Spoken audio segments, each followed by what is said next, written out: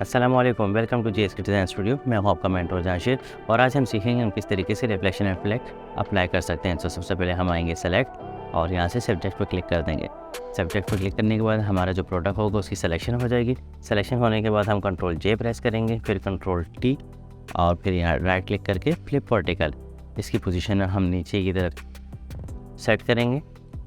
उसके बाद हम आएंगे ओपेसिटी अराउंड 70% हम कर देंगे और यहाँ से हम मास्क ऐड कर देंगे। मास्क ऐड करने के बाद हम यहाँ से ग्रेडियंट अप्लाई करेंगे और नीचे की तरफ से लेकर ऊपर तक हम ड्रैग करेंगे तो नीचे की ओपेसिटी थोड़ी डाउन हो जाएगी। तो हम 1 से 2 टाइम ये करेंगे।